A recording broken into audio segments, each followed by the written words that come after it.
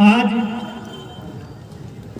झारखंड राज्य की अगर बात करें तो जब झारखंड राज्य का गठन हो रहा था 2000 हमारे इस राज्य के सर्वोच्च रहनुमा प्रभात कुमार जो राज्यपाल थे, हमारे राज्य के प्रथम राज्यपाल, उन्होंने एक स्टेटमेंट दिया था कि जिन साधन संसाधनों के साथ जिन परिस्थितियों में झारखंड राज्य बिहार से अलग हुआ है, आने वाले 20-22 सालों में ये भारत देश का नंबर 1 राज्य होगा। नंबर 1 राज्य होगा मतलब शिक्षा में नंबर 1, रोजगार में नंबर 1, स्वास्थ्य में नंबर 1, हर प्रकार से ये भारत का नंबर 1 राज्य होगा।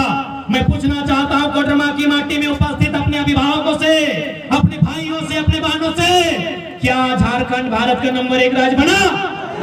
नहीं।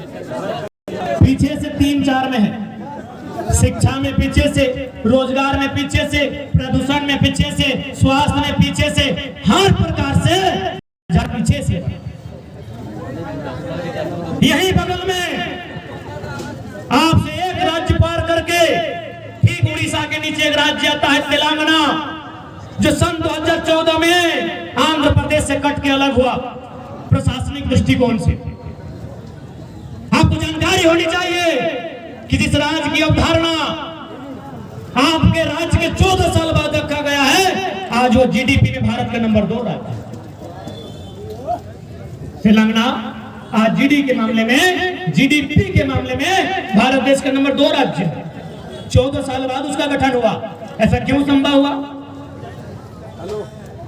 ऐसा क्यों संभव हुआ? तेलंगाना यदि जीडीपी में 2 है तो सोच के देखिए, झारखंड अगर ईमानदारी से चलता तो क्या होता? 1 नहीं 1++ होता। तेलंगाना के पास क्या है? हम लोग जानते हैं कि धान का कटोरा आंध्र प्रदेश को कहा जाता है। चलिए, आंध्र प्रदेश से ही तेलंगाना बना है, हम उसको भी धान का कटोरा मान लेते हैं। यानी वहां अगर प्रमुख कुछ है तो कृषि है, खेती है, कुछ शिल्प होगा, कुछ पर्यटन होगा। अरे हमारे यहाँ कोयला और अभ्रक का खदान है। जिस राज्य में प्रमुख इनकम का स्रोत, जिसको हम लोग धान का कटोरा, चावल का कटोरा कहते हैं, आंध्र प्रदेश का टुकड़ा तेलंगाना जीडीपी में 2 पर है, तो 40% खनिज देने वाला झारखंड कहां होना चाहिए था?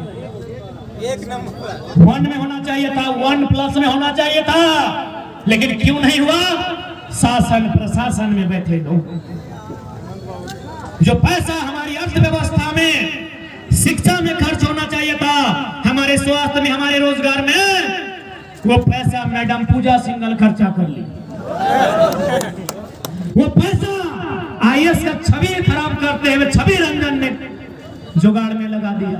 वो पैसा एगो मामूली इंजीनियर का बेटा 35 का कुर्ता में खत्म कर दिया। टी-शर्ट भी बनता है, एक मामूली इंजीनियर, उसका बेटा 35,000 का टी-शर्ट और कुर्ता में उस राज्य के सपनों को नेस्ता नाबूद कर देता। ये तो हो गए ब्यूरोक्रेट्स के लोग, प्रशासन के लोग। शासन वाले कौन सा सुथरल है?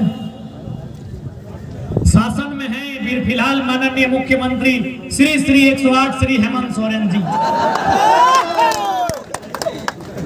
इन्होंने क्या किया? जैसे इनकी सरकार बनी, अरे खुश जनता को करना था, इन लोग खुश किया अपना, पता नहीं किसको किया, साले लोग को किया। सुने होंगे इधर उधर, कपड़ा का फैक्ट्री तो कोयला का खदान, तो पत्थर तो लोहा का खदान। खुश करना चाहिए था जनता को, खुश करना चाहिए था माताओं बहनों को। इन्होंने माता बहन को ही खुश किया, लेकिन अपनी साली और अपने साली के बेटे की माता को फॉर्च्यूनर ले आन लो। अभी हमारी एक पोषक सखी दीदी लोग आई थी। मैं इस बात को रखने से पहले मैं केरला का उदाहरण देता हूँ। केरला एक ऐसा स्टेट है, पश्चिम बंगाल, कर्नाटका एक ऐसे स्टेट है जहाँ की बहन यदि घर की सीमा को पार करती है तो डॉक्टर नहीं बनती है या तो मास्टर नहीं बनती है। लेकिन एक मेरा राज्य, अगर मेरी बहन सीमा को पार करती है, नौकरानी बनती है दिल्ली। बकायदा 75,000, पता नहीं जीरो का हेर फेर है क्या, 75-100 ही मान लेते हैं ताकि हम किताब में पढ़े हैं। यही केरल राज्य है, राजस्थान की बहन अब यहाँ मेडिकल में आ गई है। यानी वहां की बहनें यदि अपने घर की चौखट को पार करती है, अपने दहलीज को पार करती है, तो डॉक्टर नहीं बनती है, नर्स बनती है, मास्टर नहीं बनती है, लेकिन हमारी बहन दिल्ली में नौकरानी बनती है। इससे शर्म का बात क्या हुआ? यहाँ पोषण सखी की बहनें आई थी अपना आवेदन लेकर। 10,000 बहनों की समस्या है। राजा साहब को अगर समस्या नहीं सूझ रहा है कि कैसे हल होगा, तो राजा साहब खाली आप फॉर्च्यूनर तो छोड़ दीजिए ना, पोषण सखी का समस्या हल हो जाए। एक फॉर्च्यूनर का दाम कितना है? 50 लाख मानते हैं। 11 का मंत्री यानी 11 को, और स्काउट में 9-10 को,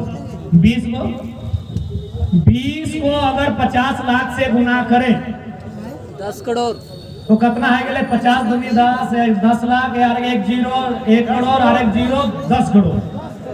10 करोड़ 10 करोड़ 10 करोड़ का खाली फॉर्च्यूनर है। रिपेयरिंग का पूछिए मत। सरकारी रिपेयरिंग बताएं आपको। सरकारी रिपेयरिंग, हमारा पास एक वीडियो ऑफिस का आदमी आया था, बोला ये टाइगर दा तोहनी तो बढ़िया बात कर है यार, गजब गजब सरकार के घोटाला बताओ। ही आरब घोटाला हम बताए नहीं हो। कंप्यूटर हो 36,000 का, सर्वा 40,000 का खर्चा होगा रिपेयरिंग। तो फॉर्च्यूनर का दाम 10 करोड़ है ना नीतीश दा? अब रिपेयरिंग में भी तो खर्चा है। तो माननीय मुख्यमंत्री दिल को बड़ा कीजिए, और जो पोषण सखी हैं या फिर स्वयं सेवक हैं, हमको लगता है उनकी समस्या का समाधान केवल आप अगर फॉर्च्यूनर त्याग देंगे तो उनकी समस्या का समाधान है। बहुत सारे अभिभावक यहाँ बैठे हैं। खैर नौजवान तो नौजवान को देख के हम लोग क्रेज रहता ही है, लेकिन नौजवान भी चाहता है कब तक झंडा ढोए यार, कुर्सी में बैठने वाला भी नौजवान होना चाहिए। लेकिन अभिभावकों के मन में सवाल आएगा कि नया लड़का लोग कैसे हैंडल करेगा। हम लोग विशेष कुछ नहीं करेंगे, बस छोटी छोटी बातों पर अगर अमल करेंगे तो हमारी राज्य की विधि व्यवस्था को सुचारू रूप से चलाया जा सकता है।